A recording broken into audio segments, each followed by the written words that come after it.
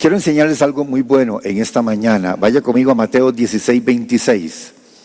Mateo, esta enseñanza se llama ¿Por qué el alma se pierde? Ahí está en la pantalla.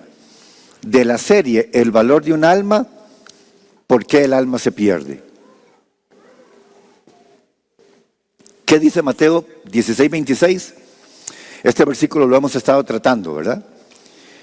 Porque ¿qué aprovechará el hombre si ganare todo el mundo? Y cuando la Biblia dice ganare todo el mundo, se refiere a todo lo que está al alcance del ser humano, que tiene que ver con prepararse, que tiene que ver con realizarse, que tiene que ver con establecer su vida económicamente, familiarmente, socialmente. Todo eso es ganar el mundo. Ganar todo el mundo significa lo que uno puede hacer aquí.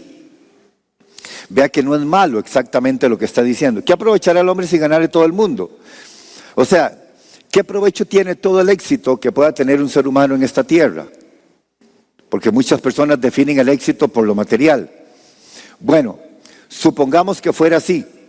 Pero la Biblia dice, ¿qué aprovechará el hombre si ganare todo el mundo? Pero finalmente perdiere su alma. Entonces no tendría ningún sentido.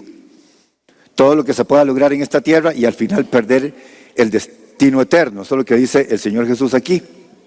¿O qué recompensa dará el hombre por su alma? Vean las dos preguntas. ¿Qué aprovechará el hombre si ganare todo el mundo y perdiere su alma? La segunda pregunta, ¿o qué recompensa dará el hombre por su alma? Las dos preguntas son preguntas muy fuertes. O sea, ¿qué sentido tiene haber hecho muchas cosas y haber logrado muchas cosas en lo transitorio de tu vida, en los años que viviste, si al final te pierdes? ¿Qué sentido tiene? Todo se queda aquí y la eternidad no la vamos a pasar con el Señor. Pero vea la otra pregunta. ¿O qué recompensa dará el hombre por su alma? Y aquí en esta pregunta no tenemos una respuesta propia. O sea, ¿qué recompensa puedo dar yo por mi alma? No tengo nada. Imagínense si se pudiera comprar la salvación. Y ahí los que tienen más dinero dirían, yo compro la salvación, yo me aseguro la salvación. ¿Qué recompensa? O sea, no tenemos una sola recompensa para dar por la salvación. Esto es lo que está diciendo el Señor Jesús. ¿Qué recompensa dará el hombre por su alma? De ahí ninguna. No tenemos ninguna recompensa. Vean ustedes, la Biblia enseña que el cuerpo envejece y muere, que el hombre, quiera o no, por más que se aferre a esta vida, tendrá que irse. Y la Biblia enseña que el alma comparecerá un día delante del Señor a dar cuenta de su vida. Que todo ser humano un día estará frente a frente delante del Señor dando cuentas. Y vea que en la vanidad de este mundo la gente a veces olvida eso o prácticamente vive sin tener en cuenta eso. Pero vea que es tan grave, que en cualquier momento puede suceder. En cualquier momento puede suceder que ya no estemos aquí y tengamos que dar cuenta delante del Señor. Y el problema más grande es que el ser humano nació en rebelión contra Dios. Nació muerto en delitos y pecados. Así nacimos todos. Y hemos necesitado la misericordia de Dios y la gracia de Dios por medio de la obra de Cristo en la cruz del Calvario. Vieran que hay un versículo que me ha impresionado tanto, que está en Génesis capítulo 2, versículo 7, y quiero que lo escudriñemos en esta mañana. Génesis capítulo 2, versículo 7. Dice, entonces Jehová Dios formó al hombre del polvo de la tierra y sopló en su nariz aliento de vida, dice la Reina Valera, y fue el hombre un ser viviente. O sea, Dios forma al hombre del polvo de la tierra, pero no era un ser viviente todavía hasta que sucedió algo. Sopló en su nariz aliento de vida. Este aliento de vida es el hálito, es la vida de Dios. Pero vean que me impresiona mucho porque en hebreo este aliento o soplo en el hebreo original es la palabra napash. Vean qué lindo esto, napash. Dice que Dios sopló en el hombre el napash, el aliento de vida. Ven que estamos en Génesis 2:7, antes de la caída. Cuando el hombre incurre en la desobediencia, en el capítulo 3, pero aquí está exactamente todo el propósito y lo maravilloso que Dios estaba haciendo en el ser humano.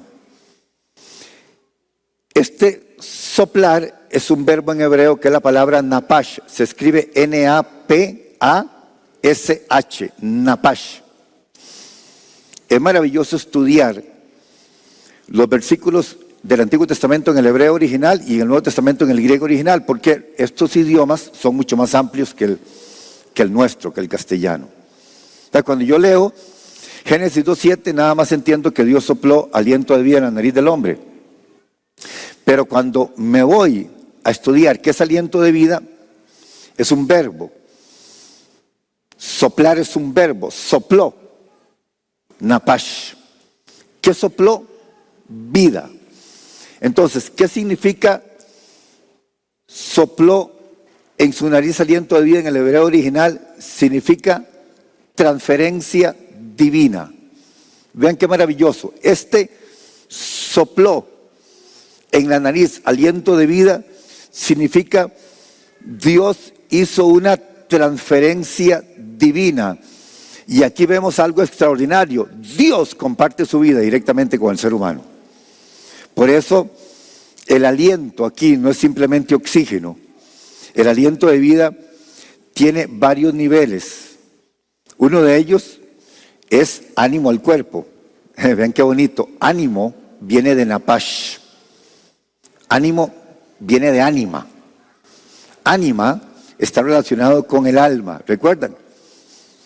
Por el ánima, dicen, por el ánima del quien en vida fue. Todo está relacionado. Este ánima de ánimo, de vida, viene del napash. Entonces, vida está relacionado a ánima del cuerpo. Y ánima del cuerpo tiene que ver con estructura y tiene que ver con vida. Eso fue lo que el Señor sopló. A la estructura del hombre, porque el hombre fue hecho del polvo de la tierra. El hombre sin el napash es un ser inanimado. Por eso cuando el hombre muere, es retirado el napash de Dios. Ese napash vuelve a la presencia de Dios, como originalmente sucedió en Génesis 2:7. Usted ve a una persona muerta y lo que ve ahí es el cuerpo nada más. Pero el napash, si era un cristiano nacido de nuevo, está con Dios. Si no nació de nuevo, está en otro lugar que ya sabemos. Pero así de trascendental es esta vida de Dios. Por eso, cuando hablamos del aliento de vida de Dios, del napash, estamos hablando de pertenencia y de dependencia. Dios nos hizo dependientes de Él.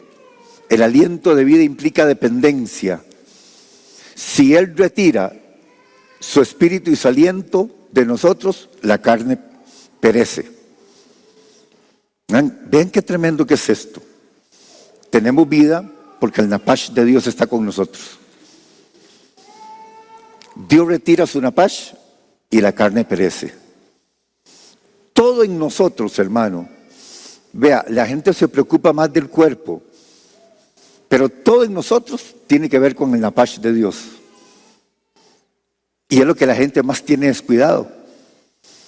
Por eso, en la tripartita naturaleza del hombre, Pablo dice que debemos de guardar irreprensible, y lo dice en orden de prioridad. Espíritu es el napash. Espíritu, el espíritu que Dios puso en Génesis 2:7 es el napash. Espíritu, alma y cuerpo. Espíritu, el aliento de vida. Alma, la intuición. ¿Recuerdan? Lo que se relaciona con el medio. ¿Qué es alma? Sentimientos, voluntad y nuestra parte emocional. Eso es alma. Entonces, que en segundo lugar, después del napash, después del espíritu, guarda tu alma. Y al final, el cuerpo. Esta era tripartita naturaleza que dice Pablo que debe ser guardada irreprensible hasta la venida de nuestro Señor Jesús. Ahora, para seguir hablando de esto, ¿qué pasó con el napash en el capítulo 3 de Génesis? Fue corrompido. ¿Fue corrompido por medio de qué? De la desobediencia, de la rebelión del hombre. Entonces, a partir de ahí, de la rebelión del hombre, el ser humano murió. Y cuando digo murió, es que perdió la comunión con Dios. Y por la corrupción de aquello que Dios había puesto en él, el hombre quedó expuesto. Y es todo lo que nosotros leemos en el capítulo 3 del libro de Génesis, que fue cuando el hombre cae y desobedece a Dios. Y le pone más atención a lo que la serpiente le dice. Y se rebeló contra ellos. A partir de ahí, el ser humano murió. ¿Qué significa murió? La palabra muerte en todo sentido significa separación. El ser humano murió, o sea, quedó separado de Dios eternamente. Y por eso Dios mismo anuncia y provee la redención del hombre. Y la redención del hombre es volver a restaurar aquel napash que se había corrompido y que se rebeló contra Dios. Por eso recuerden este versículo que les voy a dar, que lo tratamos el domingo pasado, pero que es vital, que está en Efesios capítulo 2, versículo 1. ¿Qué dice Efesios 2, 1? Miren qué impresionante lo que dice Pablo acá en Efesios 2, 1. Dice que Él nos dio vida a vosotros. Esta vida es el mismo aliento de vida. Ven que la relación de la revelación de Dios hacia el hombre y hacia todo lo que tiene que ver la eternidad del hombre viene desde el principio. Cuando dice, y Él os dio vida a vosotros, está hablando del napash, de la restauración. Está hablando de que Dios puso algo nuevo. Porque la obra de Cristo no fue que nos arregló la vida, es que nos hizo la vida nueva. Por eso dice Pablo, Él os dio vida a vosotros, hablando de la experiencia de cada uno de nosotros como hijos de Dios, que solamente puede venir por medio del arrepentimiento, recuerden. Nadie es salvo si no es por un verdadero arrepentimiento. No se es salvo por venir a una iglesia, no se es salvo porque me gusta la palabra de Dios o me gustan las cosas de Dios. Se es salvo porque hay un arrepentimiento genuino y verdadero. Entonces Pablo está hablando aquí y está dando por sentado esto. Pablo dice, Él os dio vida a vosotros. Esta palabra vida tiene que ver con el hálito, tiene que ver con el aliento de Dios. La palabra griega es neuma. Él nos dio, porque en realidad lo que nosotros recibimos fue neuma, aire. Aire es lo mismo que aliento de vida, es lo mismo que hálito, es lo mismo que napash. Es exactamente lo mismo. Por eso cuando nosotros dejamos el cuerpo, el espíritu vuela a Dios. El neuma, el hálito de vida, el napash vuela a Dios. Pablo dice, Él os dio vida a vosotros cuando ¿qué? Cuando estabais separados de Dios. Eso significa muerte. En todo sentido, recuerde que muerte significa separación. Él os dio vida a vosotros cuando estabais muertos en vuestros delitos y pecados. Así quedó el ser humano expuesto a partir de Génesis 3, muerto en delitos y pecados. Por eso todo lo que nosotros entendemos del plan de salvación, de la obra de nuestro Señor Jesucristo en la cruz del Calvario, es para rescatar al hombre de esa condición en que quedó. Vean por ejemplo Romanos capítulo 3, versículo 23. Romanos 3, 23. ¿Qué dice? Por cuanto todos pecaron y están ¿qué? Destituidos de la gloria de Dios. Este versículo tiene la misma relación con Efesios capítulo 2, versículo 1. Ahora vean lo que dice Romanos capítulo 6, versículo 23. Vaya conmigo, Romanos capítulo 6, versículo 23. Porque la paga del pecado es, otra vez, separación. ¿Vieron? Porque muerte en todo sentido es separación. La paga del pecado es muerte. Mas la dádiva de Dios, y vean aquí la relación preciosa y perfecta de la palabra de Dios. ¿Cuál es la dádiva de Dios? El napash.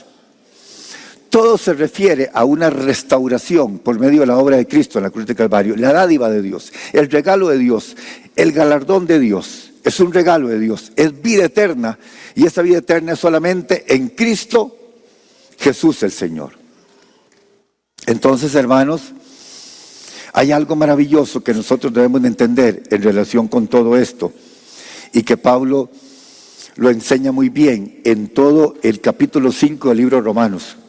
Léase todo el capítulo 5 del libro de Romanos en su casa para que usted vea la profundidad con la que Pablo habla aquí. Pero en Romanos capítulo 5 vamos a revisar el versículo 12.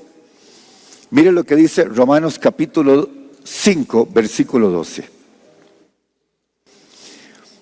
Venimos desde Génesis 2.7, ¿verdad? Venimos desde el Edén. Vean toda la relación y toda la congruencia que tiene la palabra del Señor. Busque ahora Romanos 5.12 y márquelo ahí en su Biblia. Dice, por tanto como el pecado entró en el mundo por un hombre, y por el hombre y por el pecado, la separación, o sea, la muerte, así la muerte pasó a todos los hombres por cuanto todos pecaron. O sea, el versículo 12 de Romanos 5 categóricamente nos dice en la exposición que quedó todo ser humano: muerto, separado de Dios. Esa es la condición en la que vive el mundo hoy. Por eso la solución para este mundo no la tiene ningún organismo que exista en esta tierra. La solución la tiene la sangre de Cristo, la obra de Cristo en la cruz del Calvario. Usted tiene que entender esto, y a esto fuimos nosotros llamados como hijos de Dios. ¿Qué significa esto, hermano? Que por encima de todo lo que nosotros hacemos, que por encima de todo lo que nosotros anhelemos, que por encima de lo que nosotros queramos hacer en esta tierra, hay un llamado supremo de Dios. Es la urgencia que Dios tiene por el mundo que se pierde. Bendito sea el nombre de Cristo Jesús. Entonces, aquí nosotros vemos una condición terrible en la que quedó el ser humano. Por tanto, como el pecado entró en el mundo por un hombre y por el pecado la muerte, así la muerte pasó a todos los hombres por cuanto todos pecaron. Dios no está diciendo que un hombre pecó, Dios está diciendo todos pecaron.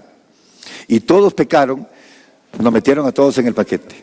Eso significa, hermano, que el ser humano en esta tierra necesita la redención, necesita la restauración del napash. O sea, el aliento de vida que Dios había puesto en Génesis 2.7 fue corrompido por la rebelión del pecado y la desobediencia. Y el hombre quedó como lo conocemos hoy. Quedó siendo un mentiroso, siendo un hipócrita, siendo un farsante, viviendo en una condición de rebelión contra Dios, de pecado contra Dios, que es como está el mundo hoy. El que no tiene a Cristo en su corazón está en esa condición, hermanos, de Romanos 5.12.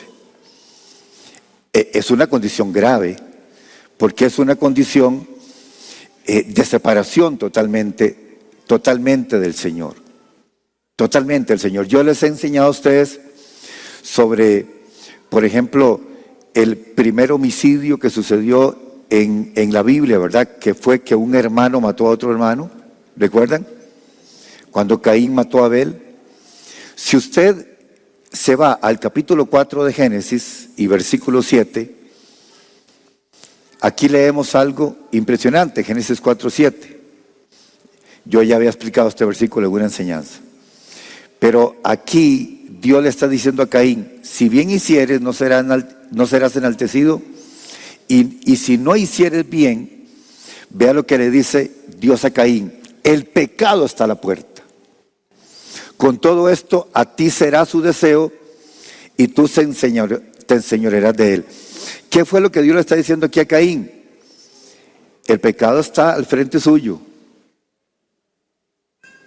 Y usted va a tener que tener cuidado todos los días de su vida. El pecado está al frente tuyo. Y a ti será su deseo. O sea, es una amenaza constante.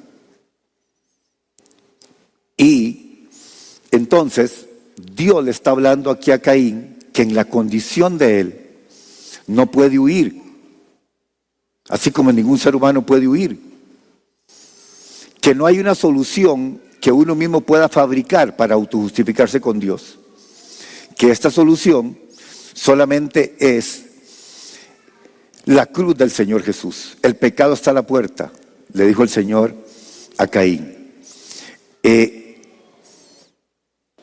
El ser humano está en una condición, hermano, de muerte eterna y de separación eterna delante del Señor. Y esto nosotros lo vemos desde el Antiguo Testamento y lo vemos en el Nuevo Pacto. O sea, cómo esto ha venido a ser una condición de muerte en el ser humano.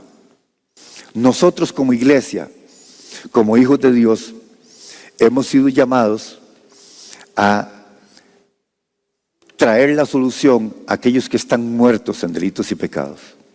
A mí me impresiona cuando el Señor Jesús inicia su ministerio público y vio las multitudes, las vio desamparadas, las vio enfermas, las vio dispersas, dice la Biblia, como ovejas sin pastor.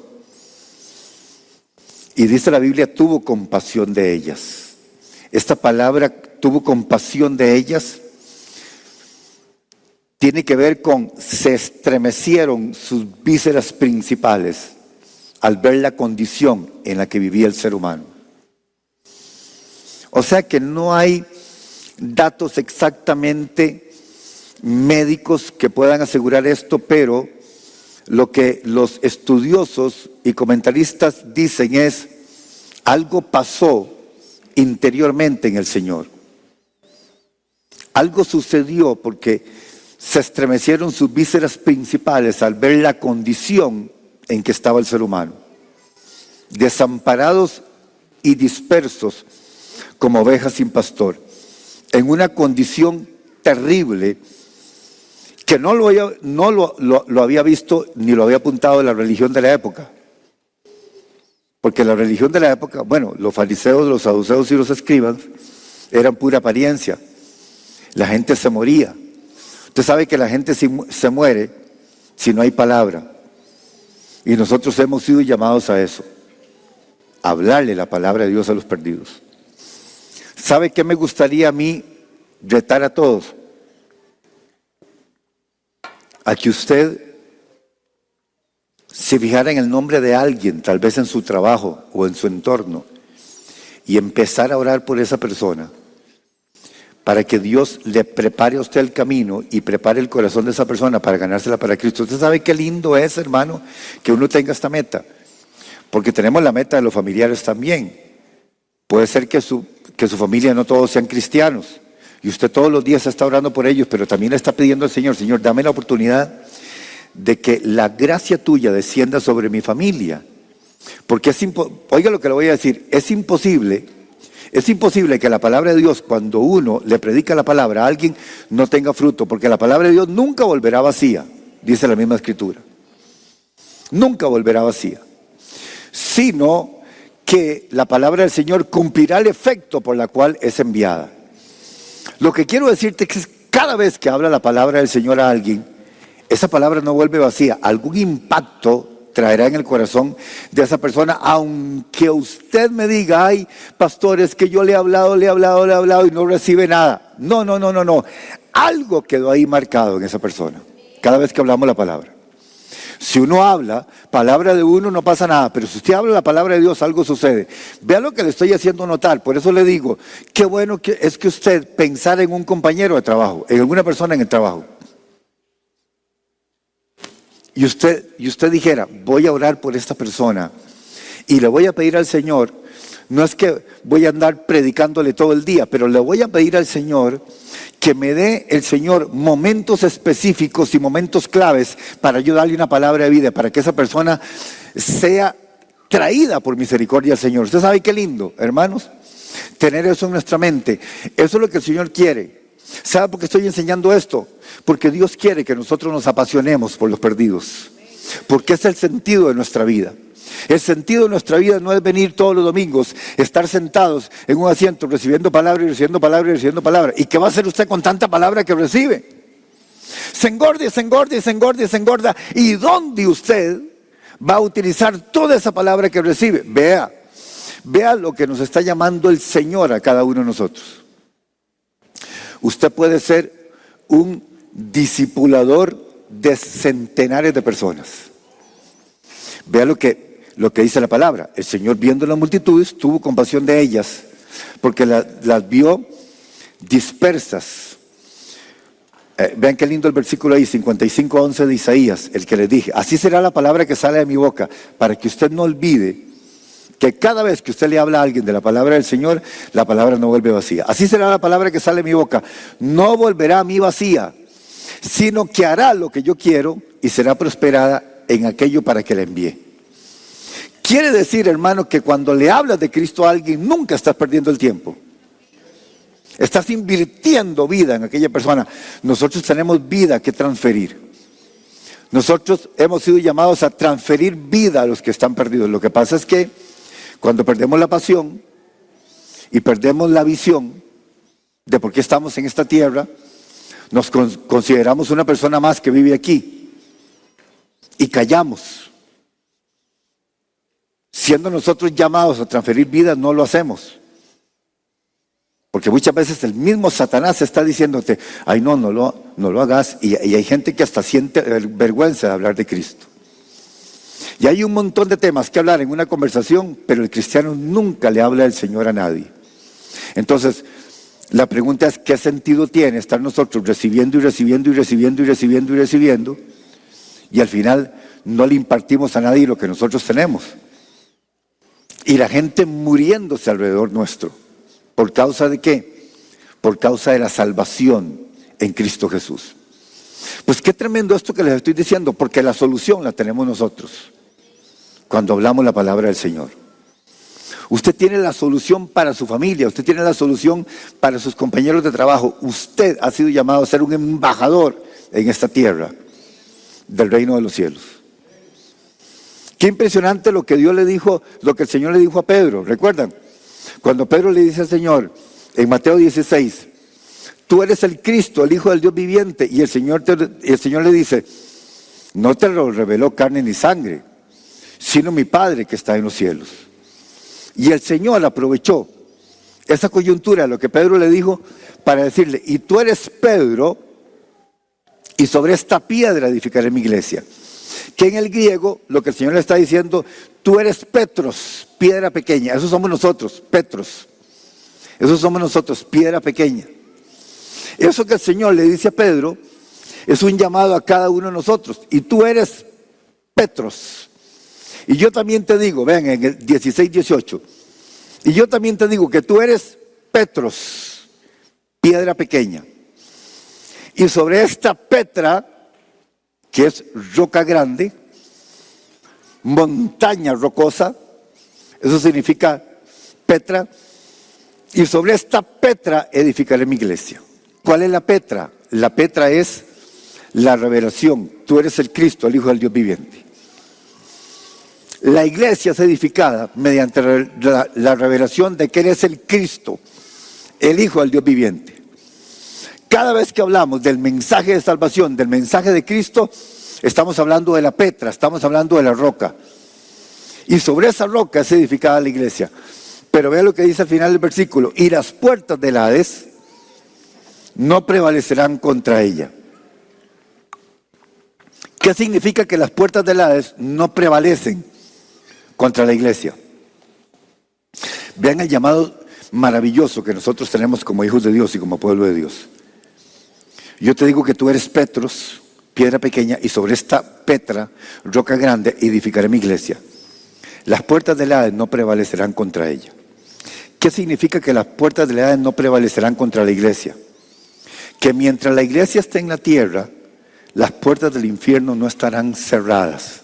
Usted dirá: pastor, ¿qué significa eso?